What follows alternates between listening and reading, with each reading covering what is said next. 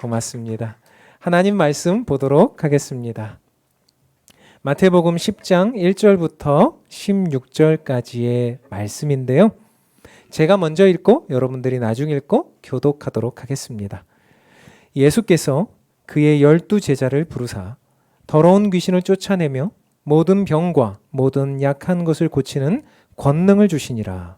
12 사도의 이름은 이러하니 베드로라 하는 시몬을 비롯하여 그의 형제 안드레와 세베대의 아들 야고보와 그의 형제 요한, 빌립과 바돌로메, 도마와 세리마테, 알페오의 아들 야고보와 다데오, 가나나인 시몬 및 가룟 유다 곧 예수를 판 자라.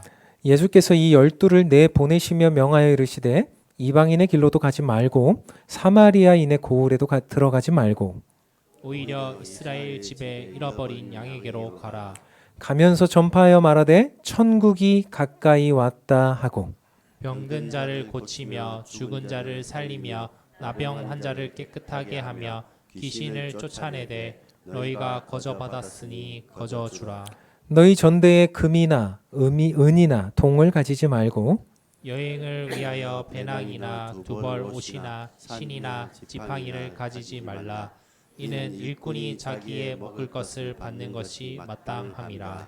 어떤 성이나 마을에 들어가든지 그 중에 합당한 자를 찾아내어 너희가 떠나기까지 거기서 머물라. 또 그 집에 들어가면서 평안하기를 빌라. 그 집이 이에 합당하면 너희 빈 평안이 거기 임할 것이요 만일 합당하지 아니하면 그 평안이 너희에게 돌아올 것이니라. 누구든지 너희를 영접하지도 아니하고 너희 말을 듣지도 아니하거든 그 집이나 성에서 나가 너희 발에 먼지를 떨어버리라. 내가 진실로 너희에게 이르노니 심판날에 소돔과 고모라 땅이 그 성보다 견디기 쉬우리라.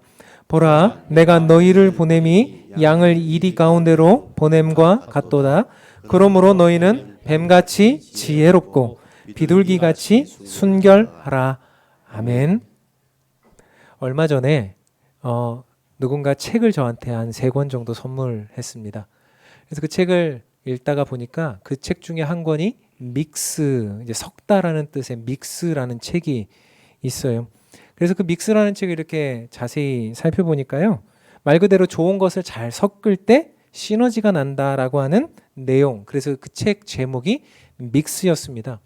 이 믹스라는 책을 왜 그분이 추천해 줬는가 하면 자기가 사역하던 우리 교단의 어떤 서울에 있는 한 교회에 있는 그 교회 청년이 쓴 작가로서 쓴 내용이었는데 이 청년 안성은 대표라는 이 대표가요. 브랜드보이라고 하는 회사를 창업해서 그 글을 쓴 내용이었습니다.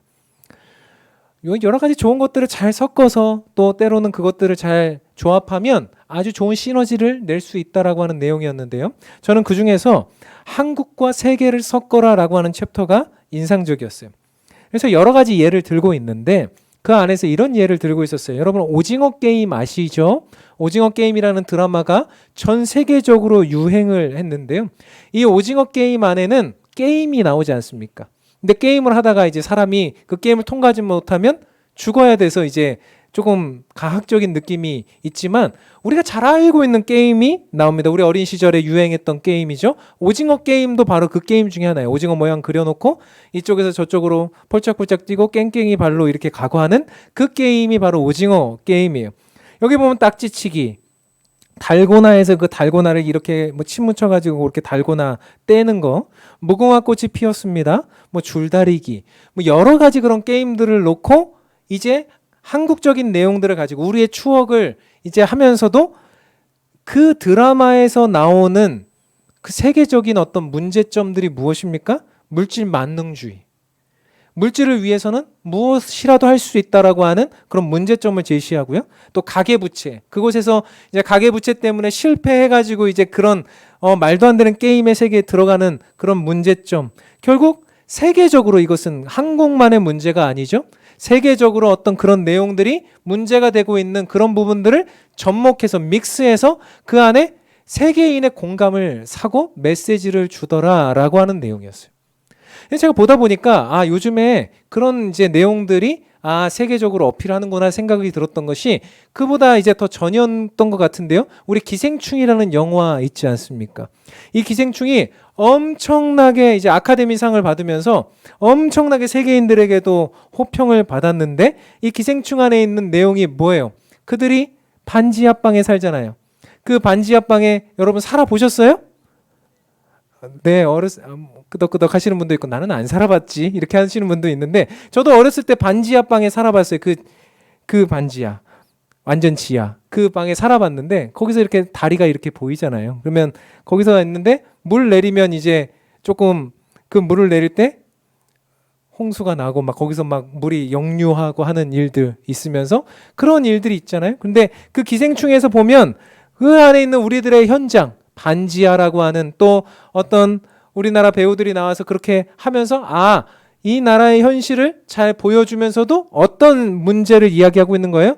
거기서도 여전히 물질 만능주의 그리고 어떤 그 빈부격차. 그래서 높은 층에 사는 사람들은 부자고 낮은 층에 사는 사람들 특히 반지하에 살고 이런 사람들은 냄새도 나고 뭔가 그런 사람들이다라고 하는 그런 세상적인 문제를 다루고 그것을 믹스했을 때 어때요? 그 안에서 세계인의 공감을 끌어내지 않습니까? 안성은 대표는 말해요. 우리가 가진 것들 그리고 세계적인 것들을 잘 조화롭게 믹스해서 나아갈 때 세상을 설득할 수 있다라고 말해요. 저는 그 내용을 읽으면서 오늘 본문을 좀 해석해 보게 되었습니다. 과연 교회는 어때야 될까? 교회는 과연 어떤 모습이고 어떤 모양이어야 될까? 세상은 치열하고 가혹할이 많지 냉정하고 세상은 참으로 너무나 어렵지 않습니까? 그런 세상을 향해서 나아가는 그런 이 세상을 향해서 제자들을 보내는 예수님의 마음은 또한 어떤 것이었을까? 어쩌면 예수님은 오늘 안성원 대표의 책 제목과 같이 무언가를 믹스시켜서 우리와 또 다른 어떤 것들을 믹스시켜서 그곳에 보내고 계시는 것은 아닐까라는 생각을 하면서 오늘 본문을 읽었는데 오늘 본문 안에도 믹스, 뭔가 섞여져 있고 그 안에 함께 조화롭게 이루어지는 내용들이 있더라는 것을 발견하게 됩니다. 우리 지난주에 이어서 예수님의 위임을 받아 파송되는 12제자의 이야기를 보고 있습니다. 오늘 본문에서 12제자를 예수님이 보내시는데요. 1절과 2절, 3절, 4절은 이렇게 기록하고 있습니다. 제가 한번 읽어볼게요. 예수께서 그의 12제자를 부르사 더러운 귀신을 쫓아내며 모든 병과 모든 약한 것을 고치는 권능을 주시니라. 12사도의 이름은 이러하니 베드로라는 시몬을 비롯하여 그의 형제 안드레와 세베대의 아들 야고보와 그의 형제 요한, 빌립과 바돌로메, 도마와 세리 마테, 알페오의 아들 야고보와 다데오, 가나나인 시몬 및 가론 유다 곧 예수를 판자라. 여러분 예수님이 지금 능력을 주어서 이 제자들을 보내고 있는데요. 그 제자들의 면면, 12제자의 면면이 어떻습니까? 사실 보니까 이 명단을 쭉 보니까 왜 이런 사람들을 보냈지? 왜 예수님이 이런 사람을 선택했지라고 하는 그런 사람들이 들어있지 않습니까? 예를 들자면 누구예요? 세리 마태. 지금 마태복음의 저자인 마태가 지금 이걸 쓰면서 자기 이름을 뭐라고 기록하고 있어요? 세리 마태. 그때까지도 세리에 어떤 물이 빠지지 않은 세리 마태. 세리는요, 사실 예수님의 어떤 사명을 감당하기에는 뭔가 당대에 조금 부족한 인물처럼 보이죠. 세리라는 직업 자체가 그렇고 뭔가 모르게 이 내용 자체가 세리가 무슨 일을 한다 할 때는 사람들이 다 인정하지 않죠. 또 누가 나옵니까? 의심 많은 도마. 도마는 끝까지 의심했어요. 지금도 의심하고 있을 거고 아마 끝까지 의심하고 예수님의 부활의 모습을 볼 때까지도 의심하죠. 의심 많은 도마. 그 다음에 가나나인 시몬. 여러분 가나나인 시몬이 가나나 사람이라는 뜻이 아니고요. 가나나인 시몬이라고 하는 것은 가나나가 열심당원이라는 뜻이에요. 여러분 열심당원이 뭡니까? 그 당대에 로마로부터 유대를 해방시켜야겠다. 근데 어떤 방식으로? 폭력을 써서라도 어떤 방식으로든 나는 이 열심을 다해서 이 나라를 해방시켜야 되겠다라고 하는 어쩌면 막 그 로마를 향해서 모든 그 로마의 고위 관리직들에게 폭탄을 던져서 죽여야 된다고 생각하고 있을지도 몰라요. 그런 사람 시몬. 그리고 또 누구입니까? 마지막 끝판왕 가론 유다. 가룟 유다는 당시에 뭐 어떤 사람이었는지 우리가 잘 기록하고 있진 않지만 어떻습니까? 예수님이 볼 때 가룟 유다가 배신자가 될 것이라고 하는 것을 누구나 다 예수님은 다 알고 계셨죠. 여러분, 이런 이들이 파송되어지고 있습니다. 이들의 파송의 면면을 보면 어떻습니까? 예수님 다 알고 계셨을 텐데. 예수님은 저들의 미래와 저들의 능력과 저들의 모든 경중을 절대적으로 판단하실 수 있었을 텐데 이들을 파송하실 때 그들을 파송하시더라는 거예요. 자격 없는 이들을 파송하시는 것은 왜 그런 것인가라는 생각을 해보다가 질문을 바꿔봤어요. 자격 없는 이들을 왜 파송하시는가가 아니라 자격이 없기 때문에 이들을 파송하셨다라고 질문을 바꾸니까 이해가 돼요. 자격이 없기 때문에. 그들의 능력으로 하는 게 아니기 때문에 예수님 파송하신 거예요. 저는 여기서 믹스를 보았습니다. 어떤 믹스입니까? 주님의 능력과 우리들의 겸손을 믹스하시는 주님을 봐요. 우리의 능력이 아니라는 겁니다. 세상에 나가서 어떤 일을 감당하고 우리가 파송되어져 어떤 일을 감당할 때 그것은 내 능력이 아니라 누구의 능력입니까? 예수 그리스도의 능력을 받아 나아가서 행하는 거죠. 나의 어떠함이 아니죠. 그렇기 때문에 주님은 그들의 능력을 보시지 않아요. 그렇기 때문에 주님은 사람의 면면을 보고 능력의 경중을 따져서 그들을 선발하지 않으세요. 그러니까 어부를 선발하고요, 세리를 선발하고요, 의심 많은 사람을 선발하고요, 동네에 있는 어떤 자격 없어 보이는 그냥 돌아다니는 애들을 선발하고요. 그래서 12명 모아놓은 거예요. 예수님 어떻게 하십니까? 그들을 모아놓고 1절에 보니까 12 제자를 부르사 더러운 귀신을 쫓아내며 모든 병과 모든 약한 것을 고치는 뭘 주셨습니까? 권능을 주셔서 그들을 보내주시죠. 여기에 인간적인 자랑이 들어갈 영역이 한 개도 없다라는 말입니다. 부족한 이들, 연약한 이들, 능력 없는 이들, 의심 많은 이들, 그들을 택하셔서 그들에게 권능을 주셔서 예수님의 능력과 권위와 권세를 부여하셔서 그들을 보내어 예수님의 일들을 하게 하는 것. 저는 이것을 예수님의 권위를 입었다 이렇게 표현해요. 그러니까 그들이 권위가 있어서 간 게 아니라 예수님의 권위를 입고 간 거죠. 마치 대사들처럼요. 여러분 대사 아십니까? 대사? 대사는요. 여러분 대한민국 대사가 예를 들어 어떤 나라에 갔을 때 그 대사가 능력이 있어서 사람들이 대사를 존중하는 게 아니죠. 그 대사가 대한민국 국민들의 권위를 입고 왔기 때문에 사람들은 그를 존중하는 거죠. 미국 대사가 우리나라에 와서 어떤 일들을 할 때 왜 그에게 그런 존중과 여러 가지 그런 것들을 합니까? 그런 배려를 합니까? 그가 미국 국민들의 권위를 입고 와서 그 나라를 대표하기 때문이죠. 여기서 말하는 권능이라고 하는 말은요, 사도행전 1장 8절에 우리가 잘 알고 있는 권능 듀나미스랑은 다릅니다. 여기서 말하는 권능이라는 말은 엑소시아라는 단어를 썼어요. 여기서 엑소시아란 말은 위임받은 권한을 의미하는 거예요. 그러니까 여기서 제자들이 갈 때 그들은 아무 능력이 없었어요. 자격도 없고 능력도 없고. 그런데 그들에게 예수님의 권한을 위임시켜서 예수님의 권한을 입혀서 보내니 이들이 가서 뭘 할 수 있게 된 겁니까? 더러운 귀신을 쫓아내고 병과 약한 것을 고치는 권능을 받게 된 거죠. 그러니 무엇을 자랑할 것이 있습니까? 그러니 무엇을 내 것을 내세울 것이 있습니까? 자연스레 우리가 그것을 안다면, 우리가 그것을 깨달았다면 어떻게 되는 거예요? 겸손하게 되는 거죠. 그래서 예수님의 권능과 우리의 겸손을 입고 나아가서 저는 못하는데 예수님이 저에게 이 능력을 주셨습니다. 손을 얹고 기도할 때 나은 거예요. 어떤 문제가 있을 때 그곳에 예수 그리스도의 이름으로 선포하면 그것이 해결되는 거예요. 이게 주님의 파송의 원리입니다. 사랑하는 성도 여러분, 이것이 우리를 파송하시는 주님의 원리입니다. 우리가 무엇을 주장할 것이 있습니까? 여러분, 우리가 예수 그리스도의 권위를 입고 나가서 어떤 능력을 일으킨다 한들 우리가 무엇을 주장할 것이 있습니까? 목회자가 앞에서 나와서 어떤 설교를 할 때 저에게서 무엇을 기대하십니까?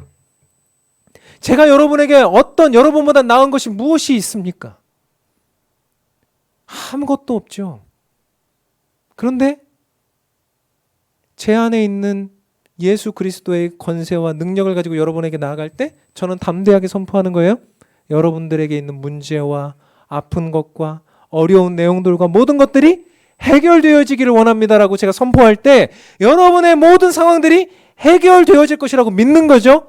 내 능력이 아니라 주님의 능력으로. 여러분도 세상에 나갈 때 그런 권세를 가지고 나아가는 거예요. 그러니까 겸손하게 가는 거예요, 우리는. 그래서 예수님이 어떤 자세를 가지고 나아가라고 하는가를 8절부터 14절에 아예 보여주시거든요. 제가 한번 읽어볼게요. 병든 자를 고치며 죽은 자를 살리며 나병한 자를 깨끗하게 하며 귀신을 쫓아내는데 내 건데 그렇게 하게 되는데 어떻게 하라고 말씀하십니까? 9절까지 너희가 거저받았으니 거저주라. 너희 전대에 금이나 은이나 동을 가지지 말고 미리 차단하시는 거예요. 우리가 가서 어떤 일을 해결해주고 어떤 문제를 해결해 귀신을 쫓아내주고 나병한 자를 깨끗하게 해주고 심지어 죽은 자를 살리면 어떻게 됩니까? 사람들이 나를 보게 돼요. 사람들이 돈을 싸들고 올 겁니다. 여러분 제가 막 죽은 자 살리고 그러면 여러분 여기 어떻게 되겠어요? 아유 못할 것 같으니까 웃는 거 봐. 어떻게 되겠어요? 여러분 여기가요 아마 미어 터져서 여러분 이제 교회 못 들어와요. 여러분 교회 예배 잘 드리라고 그런 역사를 저한테 안 주셨어. 아마 새벽 4시부터 3시부터 와서 기다리고 여기 진치고 있는 사람들이 많을 겁니다. 제가 한 사람만 병 낫게 하고 살리고 그래도 돈을 막 싸들고 올 겁니다. 나 병원에 줄 돈 여기다 갖다 줄래요? 막 이러면서. 그래서 여러분 예배 잘 드리시라고 저한테 그런 능력을 안 주셨어요. 그런데 주님은 뭐라 그러세요? 그런 능력을 너희가 받았으니 거저 받았지 않니? 그러니 거저 줘라. 거저 줘라. 제가 아무리 그런 능력을 받았다 해도 거저 줘야 돼요.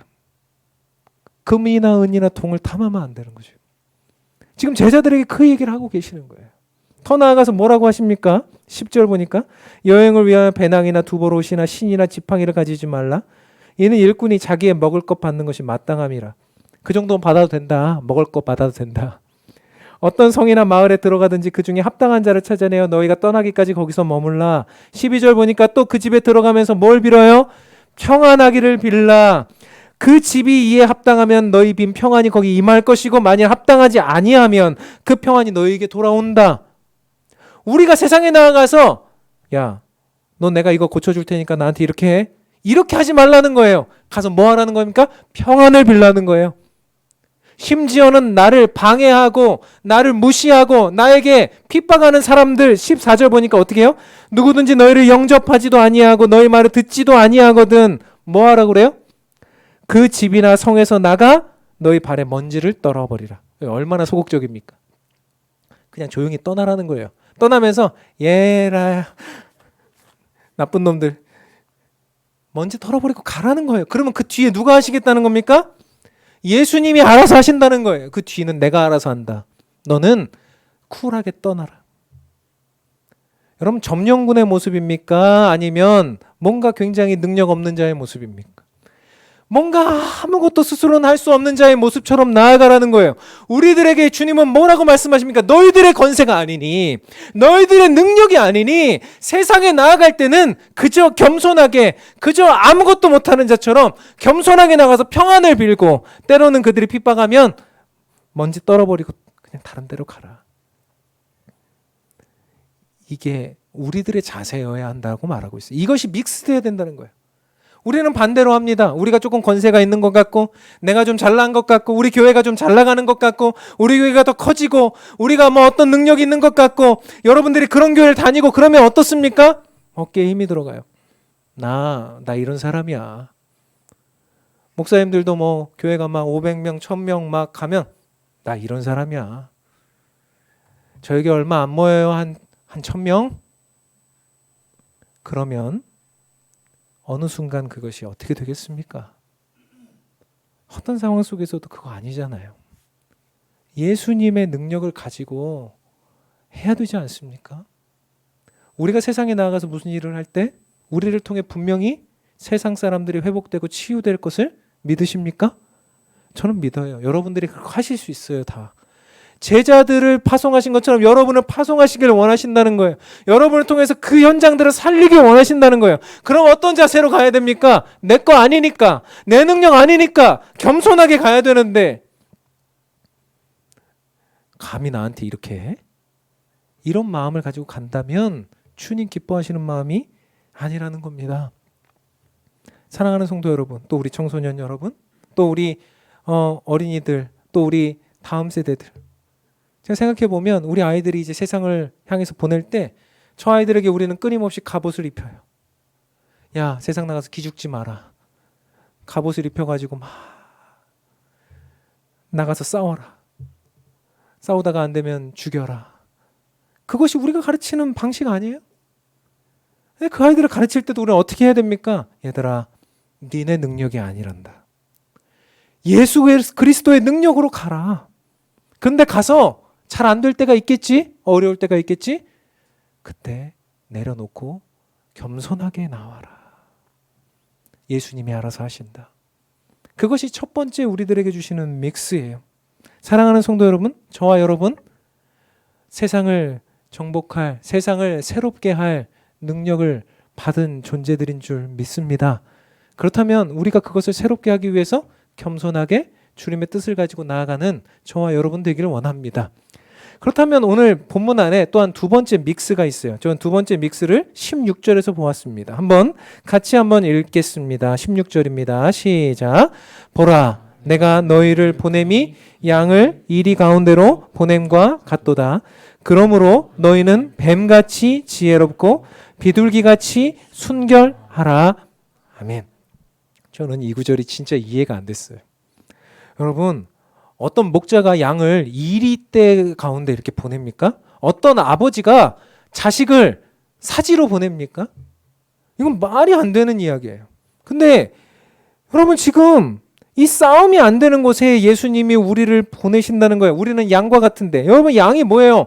스스로는 아무것도 못하는 존재예요. 길도 못 찾죠, 방향도 못 찾죠, 달리기도 안 빠르죠, 이빨도 없죠. 혼자서는 아무것도 못하는 게 양이에요. 싸움은커녕, 가서 이기기는커녕 그냥 발랑 뒤집어져서 아마 버둥버둥거리고 있으면 가서 그냥 콱 물 거예요.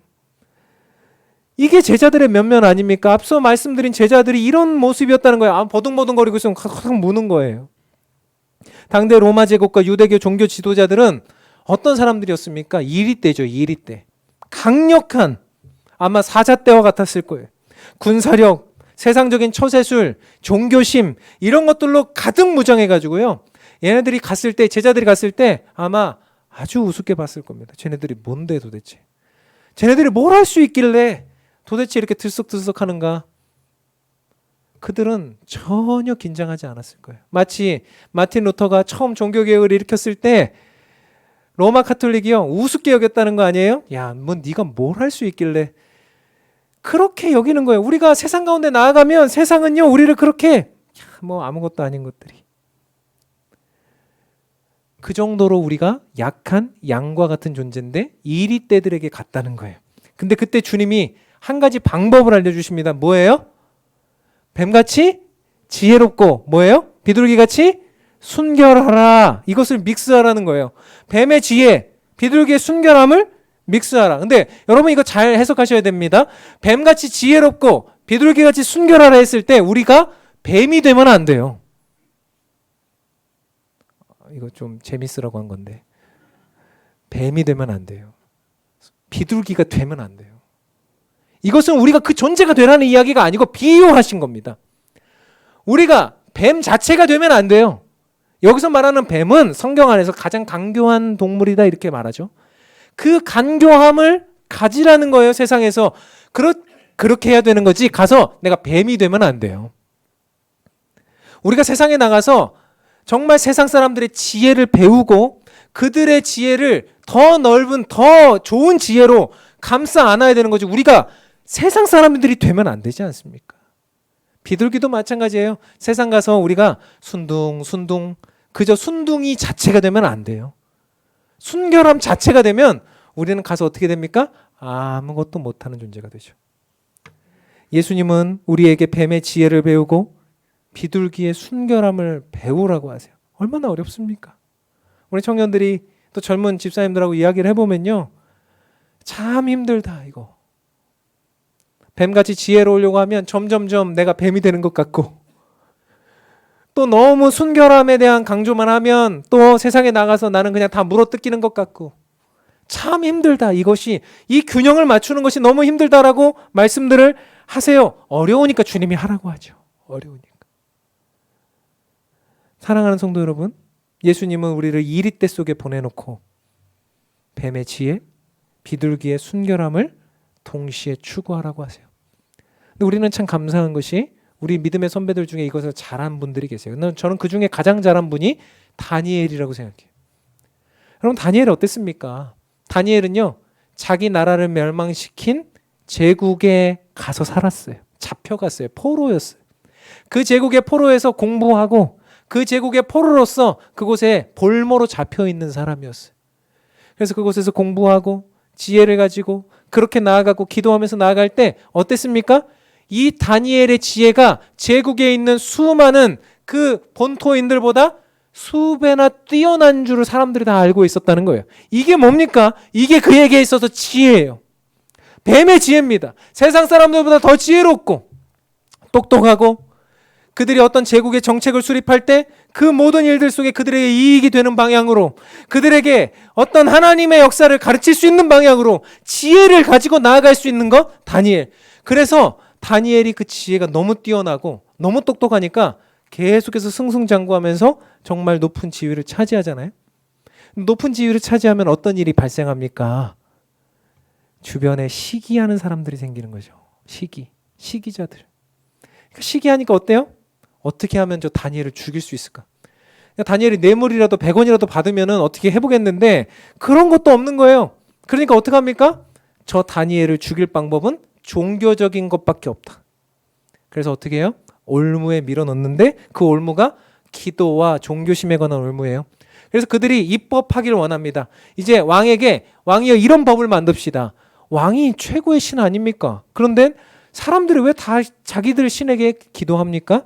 기간을 정해놓고 왕에게만 기도할 수 있도록 합시다. 그리고 다른 신들에게 기도하면 어때요? 사자굴에 집어넣읍시다. 이런 입법을 하라고 하는 거예요. 근데 이 왕이 어리석죠. 그런 걸 받아주는 거예요. 받아주니까 어떻게 됩니까? 이제 다니엘은 죽게 생겼구나. 다 알고 있어요. 그 지혜가 얼마나 뛰어난데 모르겠습니까? 다니엘이 다 알고서도 어떻게 해요? 알면 좀 어떻게 해야 됩니까? 뱀의 지혜를 가진 사람이면, 뱀의 지혜만 가진 사람이면 어떻게 하면 돼요? 어디 지하실 가서 기도하면 되잖아요. 지하가 없으면 어디 주방 밑에 숨어서 기도하면 되잖아요. 근데 다니엘 어떻게 했다 그래요? 창문을 열고 기도했다. 봐라, 나는 기도한다. 나는 기도에 대해서는 타협하지 않는다. 나는 하나님을 예배하는 일에 있어서는 타협하지 않는다. 창문을 열고 얘들아 봐라, 나 잡아가든지 봐라. 이게 뭡니까? 이게 바로 비둘기의 순결함이에요. 지혜가 많아도 비둘기의 순결함이 없으면 믿음을 지킬 수가 없고, 믿음의 순결함만 지키다 보면 지혜가 없어서 너무나 힘든 상황을 맞이하는데, 다니엘은 죽음 앞에서도 그렇게 했다는 거예요. 근데 다니엘은 어떻게 됐습니까? 우리가 다 알고 있는 것처럼 주님이 사자들의 입을 막으시고 이빨을 다 뽑고, 이거 각색한 겁니다. 그렇게 했는데 그래서 결국 살아나잖아요. 그래서 다니엘의 경우는 죽으면 죽으리라 했더니 살아났더라, 참 감사하다, 이렇게 하고 우리도 이제 그것을 기대하잖아요. 그런데 여기서 보니까, 오늘의 본문이나 또 신약을 보니까 어때요? 어쩌면 주님이 우리를 이리떼 가운데 이렇게 몰아넣으시는데 우리가 가서 다니엘처럼 살아서 돌아오기보다는 어떻게 한다라는 거예요? 죽더라는 거예요. 가서 이리떼들한테 물려 죽더라는 거예요. 예수님도 심지어 수많은 이리떼들에게 물려 십자가에 죽으시더라는 거예요. 고난과 어려움이 기다리고 있더라는 거예요. 이것도 이상하지 않습니까? 분명히 이렇게 보내셨으면 살아나야 되는데 이상하게 가면 죽더라는 거예요. 가면 살아남지 못하고 그곳에서 핍박과 어려움을 당하더라는 거예요. 이게 우리의 신앙의 딜레마입니다. 우리가 다니엘의 이야기를 듣고 요셉의 이야기를 듣고 우리가 그렇게 해서 세상에 딱 나가면 승리하고 돌아오면 되는데 그렇지 않고 자꾸 죽더라는 거예요. 그런데 사랑하는 성도 여러분, 죽는 게 자연스러운 거라고 주님 말씀하세요. 왜요? 예수님이 죽으셨으니까. 예수님은 이리와 같은 세상에 자신을 내어 놓으셨어요. 그리고 십자가의 자리에서 죽으셨어요. 그랬더니 어떻게 하셨습니까? 하나님이 그를 살리셨어요. 부활시키셨어요. 부활했더니 놀라운 역사가 일어났어요. 예수님은 오늘 우리들에게 말씀하고 계세요. 얘들아, 가서 살아날 생각을 하지 말고 그냥 가서 죽어라. 죽으면 내가 너희를 살릴 거다. 사실 생즉사 사즉생이라는 유명한 말은 이순신 장군도 했지만 그보다 훨씬 이전에 아주 오래전에 예수님이 말씀하신 거예요. 얘들아, 너희들이 세상에서 살고자 하면 아마 죽을 것이다. 근데 너희들이 나를 위해 죽고자 하면 너희들은 내가 살릴 것이다. 우리가 생즉사고 사즉생이라는 거예요. 우리가 죽고자 하면 주님이 우리를 살리신다는 거예요. 사랑하는 성도 여러분, 뱀의 지혜, 비둘기의 순결함 가지고 세상에 나아갔을 때 세상이 우리를 죽이려고 덤비면 그래요. 그렇게 하세요. 저를 죽이세요. 저는 죽겠습니다. 저는 아무것도 아닙니다. 다 내려놓겠습니다. 그러면 주님이 살리시더라는 거예요. 베드로전서 4장 12절부터 14절은 베드로 사도가 이렇게 고백하고 있어요. 사랑하는 자들아, 너희를 연단하려고 오는 불시험을 이상한 일 당하는 것 같이 이상히 여기지 말고 오히려 너희가 그리스도의 고난에 참여하는 것으로 즐거워하라. 이는 그의 영광을 나타내실 때 너희로 즐거워하고 기뻐하게 하려 함이라. 너희가 그리스도의 이름으로 치욕을 당하면 복이 있는 자로다. 영광의 영 곧 하나님의 영이 너희 위에 계심이라. 너희가 그리스도의 이름으로 치욕을 당하면 뭐가 있어요? 복이 있는 자래요. 우리가 세상에 나가서 죄의 이빨에 뜯기고 세상에 나가서 권력의 수많은 이야기 속에 죽음의 그 고난 속에서 우리가 죽어갈 때 주님은 우리가 복 있는 자라고 하세요. 그것이 바로 기독교의 신비 아닙니까? 우리가 죽으면 주님 우리 살리고 우리가 살아난 그 자리에 놀라운 부흥의 역사를 일으키신다는 것. 이게 예수님의 믹스예요. 우리가 죽으면 살리신대요. 그리고 우리가 살아난 그 자리에는 놀라운 역사를 일으키신다는 거예요. 오늘 본문을 살피면서 저는 골리앗 앞에선 다윗이 생각났어요. 여러분, 우리가 세상을 바라볼 때 다 골리앗 같아요. 여러분, 전쟁의 초보 다윗이 형 면회 갔다가 형한테 떡 몇 개 싸갖고 면회 갔다가 그곳에서 누구를 만납니까? 예상치 않게 골리앗이라고 하는 어처구니 없는 끝판왕을 만나는 거예요. 여러분, 우리 인생이 다 그렇습니다. 우리가 아무런 준비도 안 했을 때에 우리가 어떤 준비도 되지 않은 상태에 그냥 형 면회 갔는데 그곳에서 끝판왕을 만나는 일들이 우리의 인생에 있어요. 갑자기 길 가다가 강도를 만나고 갑자기 길 가다가 어처구니 없는 사람을 만나고 그렇게 돼서 내가 어이없는 일을 당하는 것이 우리들의 인생이더라는 거예요. 심부름으로 떡만 정해주고 오면 되는데 그렇지 않고 거기서 죽음의 위기를 만나는 거예요. 골리앗을 만났죠. 이게 다 우리의 현실이라는 거예요. 근데 거기서 어떻게 된다는 거예요? 사울이 그 다윗에게 뭘 입혀줍니까? 자기의 갑옷을 입혀줘요. 자기의 칼을 채워줍니다. 아마 그 당시에 유대에서 발견할 수 있는, 구할 수 있는 최고의 무기였을 겁니다. 우리는 우리 애들한테 그렇게 하고 있어요. 얘들아, 사울의 갑옷을 입어라. 사울의 칼을 들어라. 근데요, 다윗이 이렇게 말해요. 사울은 자기가 착용하고 있던 노투구와 갑옷을 벗어 다윗에게 줬다. 다윗은 투구를 쓰고 갑옷을 입은 다음 사울의 칼을 차고 시험삼아 몇 걸음 걸어봤으나 거추장스러워서 도저히 활동할 수가 없었다. 그래서 그는 사울에게 이대로는 움직일 수도 없습니다 하고 그것을 다 어떻게 했어요? 벗어버렸다. 우리가 자꾸 아이들한테 그런 거 다 입혀주잖아요. 그리고 칼 주잖아요. 사울의 칼, 이게 최고야. 이거 해야 돼. 이거 해야 돼. 근데 얘가 정말 다윗과 같은 아이라면 어때요? 엄마, 아빠, 목사님, 이건 아니잖아요. 제가 시험적으로 걸어봤거든요. 근데 이것은 내 몸에 맞지 않잖아요. 이건 아니에요. 제가 끝판왕 골리앗을 상대하러 나갈 때, 세상으로 나갈 때 저 그저 제 주머니 안에 있는 돌멩이 5개, 물맷돌, 제가 왜 이거 물맷돌 좋은 거거든요. 제가 나중에 예전에 사자나 곰도 이거 쓰러뜨려 봤거든요. 걱정하지 마세요. 제가 가지고 있는 게 있습니다. 그런데요, 저는 이것만 있는 게 아니거든요. 저는 물맷돌하고 돌멩이 5개만 있는 게 아니거든요. 저는 만군의 여호와 이름으로 나가거든요. 걱정하지 마세요. 제가 해결하고 오겠습니다. 그리고 나가서 어떻게 합니까? 끝판왕 골리앗을 이기고 돌아오는 거예요. 이 이야기 속에 우리는 세상의 끝판왕인 죄와 죽음을 봅니다. 그리고 우리는 다윗이 그 일을 감당했지만 나중에 예수님이 그 일을 감당해 주신다는 것을, 진정한 다윗이었던 예수 그리스도가 우리에게 그 모든 일을 감당해 주신다는 것을 기억합니다. 그리고 예수님은 오늘 이제 우리를 파송하고 계세요. 우리를 작은 예수로서, 이젠 작은 다윗으로서 우리를 세상에 파송해서 죄와 죽음이 일렁이는 바닷가 속에서 우리가 그 끝판왕을 만나서 나아갈 때 뱀의 지혜와 비둘기의 순결함을 가지고 나아가 그들을 향해 승리하라고 말씀하고 계시는 거예요. 사랑하는 성도 여러분, 우리 교회가 이런 믹스가 잘 되어 있는 교회가 되면 좋겠어요.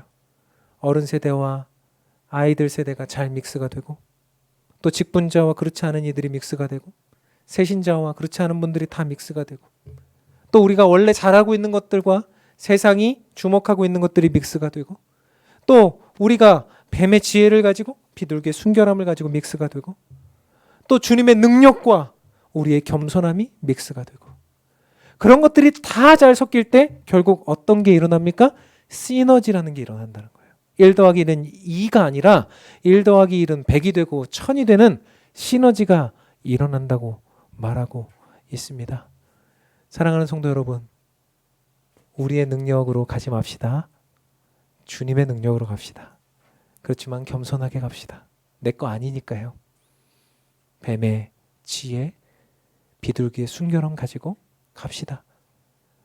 목회자가 어떤 내용을 가지고 가면 여러분도 함께 가고, 또 목회자가 어떤 내용을 가지고 여기 서면 같이 서고, 같이 함께 조화롭게, 저도 여러분들의 이야기와 지혜를 듣고 여러분도 함께 하나님의 말씀 앞에 서고, 서로 믹스되고 조화롭게 되어서 주께서 우리들에게 말씀하신 세상을 향해 달려나가 승리하는 저와 여러분 되기를 주님의 이름으로 축원합니다. 함께 이 찬양하면서 나아갑시다. 이 찬양의 중요한 가사가 이런 가사인데요. 주의 손에 나의 손을 포개고 주의 발에 나의 발을 포갠다. 내가 가지만 나는 겸손하게 내가 가는 게 아니다. 주님이 함께 가신다. 그래서 주의 능력을 가지고 세상에 나아가서 이제 승리할 것이다. 저보다는 여러분들이 세상에 나아가서 세상과 부딪힐 일들이 많지 않겠습니까? 그렇다면 여러분 이 말씀 들고 나아가서 주님의 거룩한 믹스를 가지고 나아가서 승리하시는 여러분 되시길 바라면서 이 찬양합시다.